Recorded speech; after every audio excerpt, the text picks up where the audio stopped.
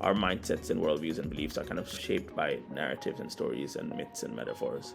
But yeah, I think historical examples can probably show both how good and good things happen, negative things happen. So even I think one typical story that I talk about is like Cinderella, Sleeping Beauty, and Snow White, right? On how they perpetuated the myth of like that the prince will save the princess, right? And I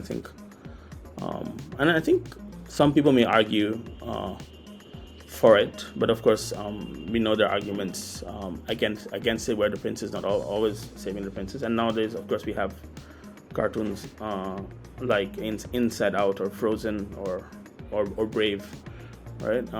Where like the protagonist doesn't have to be a prince, right? The princess is able to save herself or save the prince too, right? And I think a lot of people, I think those stories do kind of shape how we are, and I think those kind of stories also help shape the conversation as we grow up.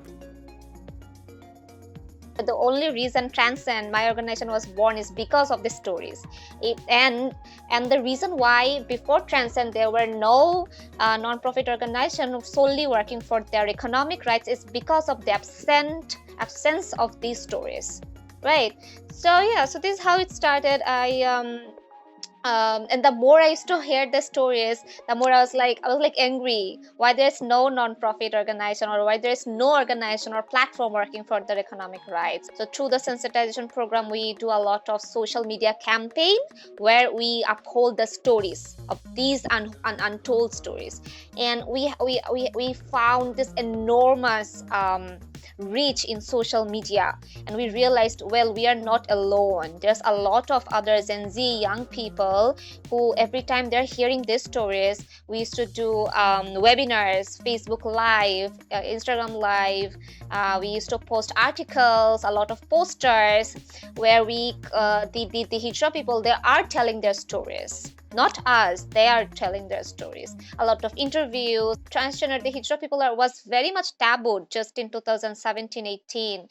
People wouldn't talk to them, people wouldn't look at them, people would think that they are cursed. There are a lot of stereotypes and taboo related to the community. So every time we started to show the stories like, look, they are human beings, they deserve these rights, and then people started to be more sensitized.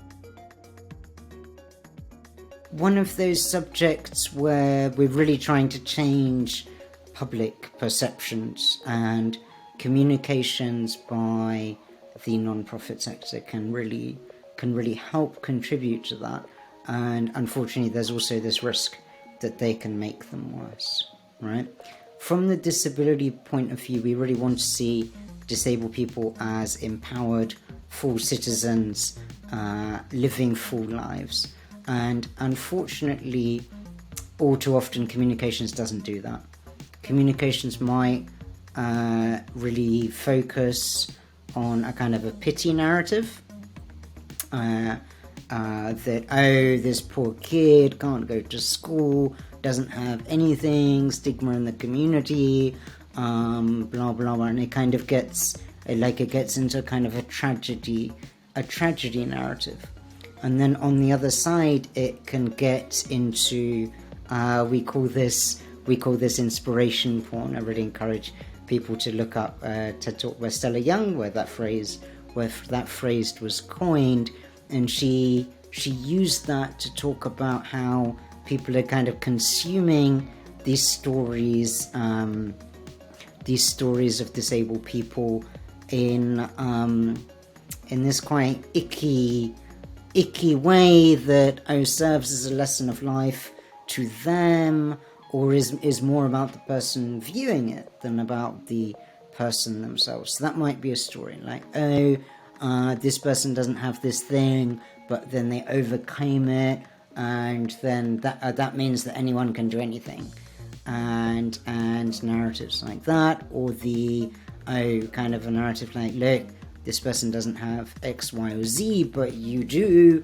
This is kind of like, some people take that as a life lesson, but again, that's kind of that's not focusing on the person themselves.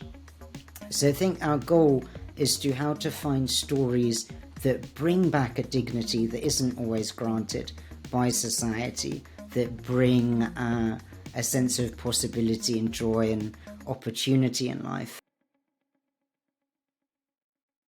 We are here to amplify their voice so that they can talk about their rights, and they because they have the potential to empower themselves. Too often we've had other people speaking for us, all right? Like maybe it's a medical professional, maybe it's our family member, maybe it's a kind of government official, whatever. They've been speaking for us and taking the decisions for us. So obviously sometimes you need like a range of different perspectives, including people from those categories, but as much as possible try to hear from the say people themselves and to share their voice more widely. That would be a really great way of contributing to change, and show the complexity.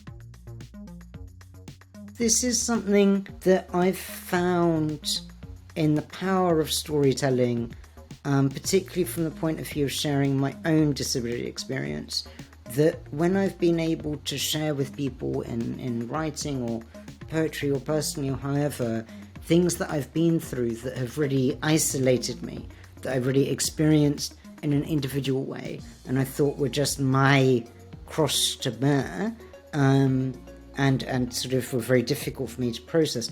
When I've found ways to share that with people and they've resonated with it, it's kind of really transformative for both sides. So that is part of what that power of storytelling can do. You can take the thing that was isolating, was exclusionary, made people separate, was seen as othering, and turn that into a means of connection.